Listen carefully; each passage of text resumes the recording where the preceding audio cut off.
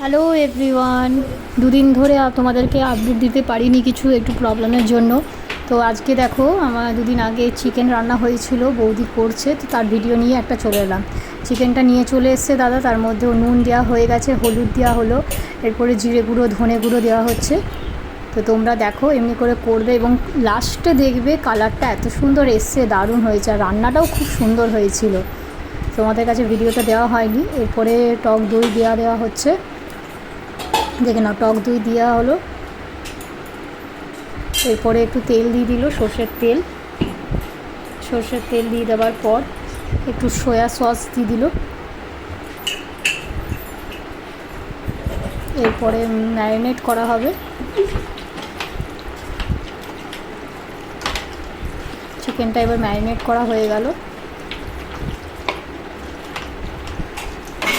ভালো করে ম্যারিনেট করতে হবে। এবার কড়াইয়ে সর্ষের তেল দিয়ে দেওয়া হলো এবং সর্ষের তেলের মধ্যে চিকেনগুলো ভাজতে দেওয়া হচ্ছে।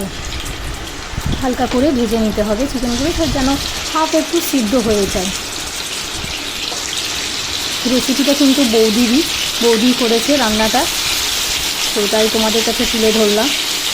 তোমাদের কেমন লাগলো জানিও, আর এমনি করে একবার ট্রাই করে দেখো। এবার হালকা ভেজে চিকেনগুলোকে তুলে নেওয়া হবে। এরপরে এক সাইডে আমি আর মা মিলে পেঁয়াজগুলো কেটে নিচ্ছি।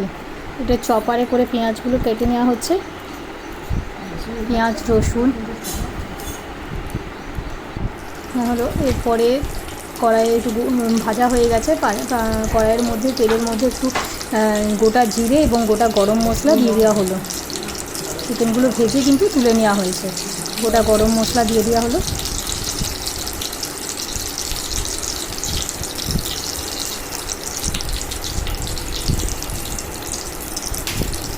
তোমাদের কেমন লাগছে আমার ভিডিও অবশ্যই মেসেজ করে জানিও। এরপরে একটু চিনি দিয়ে দেওয়া হলো, তেজপাতাও দেওয়া হলো। তারপরে একটু কাশ্মীরি লঙ্কা গুঁড়ো, রঙের জন্য একটু কাশ্মীরি লঙ্কা গুঁড়ো দিয়ে দেওয়া হলো।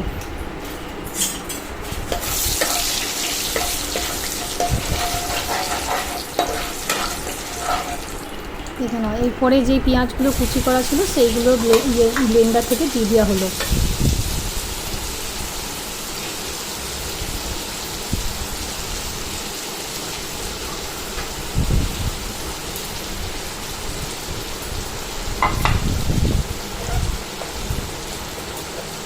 এরপরে এটা হালকা করে ভেজে নেওয়ার পর রসুনটা যেটা থেতো করা হচ্ছে সেটা দিয়ে দেওয়া হবে।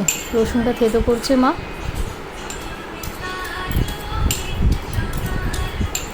উপরে ওইটা থেতো রসুনটা দিয়ে দেওয়া হলো। এবার ওইটা দিয়ে ভালো করে নাড়তে হবে।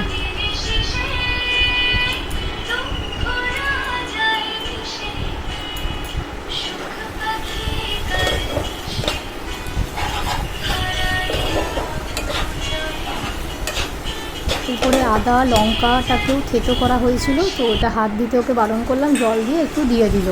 হাত দিলে চোখে জ্বালা করতে পারে, হাত জ্বালা করতেও পারে, তো ওটা দিয়ে ও নাড়তে হবে, ভালো করে একটু কষাতে হবে।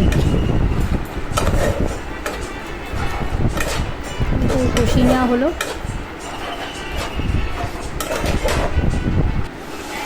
এরপরে টমেটোটাকেও গ্রেট করা হয়েছিল, তো টমেটোটাও দিয়ে দেওয়া হলো। ওটা দিয়েও একটু ভালো করে নাড়তে হবে। এরপরে আরেকটু হলুদ দেওয়া হলো এবং জিরে গুঁড়ো ধনে গুঁড়ো আরেকটু করে দেওয়া হলো। মাখা ম্যারিনেটের সময় তো দেওয়াই হয়েছিল, ওটা ভাজা হয়েছিল। এরপরে আরেকটু কড়াইয়েও দেওয়া হলো।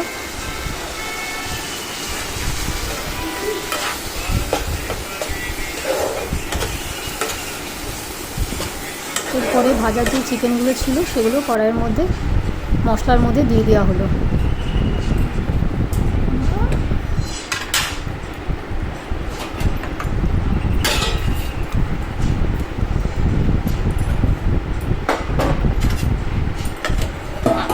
ভালো করে চিকেনটা দিয়ে নাড়াচাড়া করতে হবে এবং ঢাকা দিয়ে হতে দিতে হবে।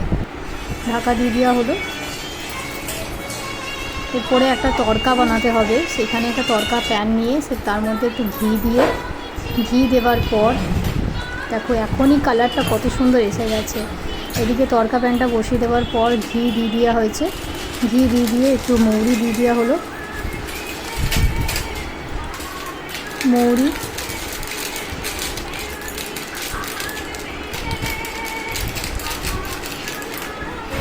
কসুরি মেথি দিয়ে দেওয়া হলো,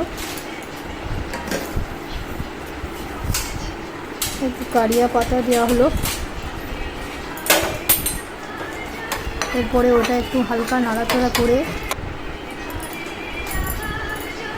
তারপর পেঁয়াজ, যেটা মানে চিলি চিকেনের মতো যেমন পেঁয়াজ কাটে ওরকম পেঁয়াজ কেটে তারপরে রসুন কুচি দিয়ে ওটাকেও ভালো করে একটু ফ্রাই করে নিতে হবে।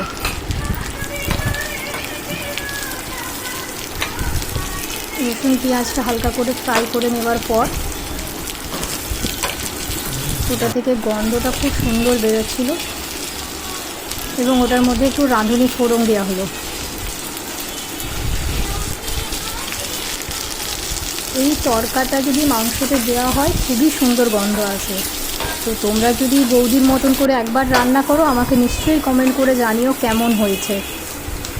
দেখে নাও তড়কাটা খুব সুন্দরভাবে গন্ধ উঠছিল। এরপরে ওটা মাংসের মধ্যে দিয়ে দেওয়া হলো। এবার মাংসটাকে ভালো করে আরেকবার নেড়ে চেড়ে দিতে হবে। দেখে নাও কালারটা এত সুন্দর এসছে না, দারুণ কালারটা এসছে এবং খেতেও মারাত্মক হয়েছিল। তোমরা রেসিপিটা দেখে যদি কেউ বানাও আমাকে নিশ্চয়ই কমেন্ট করে জানিও কেমন হয়েছে না হয়েছে। একটু গরম মশলা গুঁড়ো দেওয়া হলো,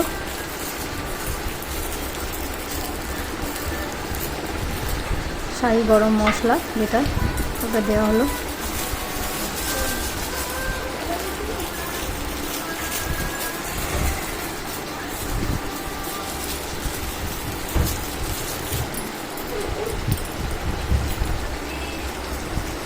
এরপরে ঢাকা দিয়ে হতে দেওয়া হলো এবং এর পরের কালারটা দেখো কত সুন্দর তেল ছেড়েছে এবং এত সুন্দর কালারটা এসছে, দারুণ হয়েছে।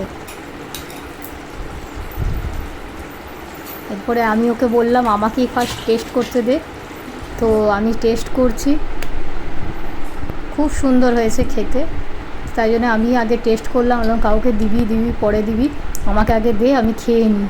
তো আমি এমন ঝোলটা খেলাম আমারই গলায় সটকি লেগে গেল। তো সবাইকে টাটা, কেমন লাগছে নিশ্চয়ই জানিও।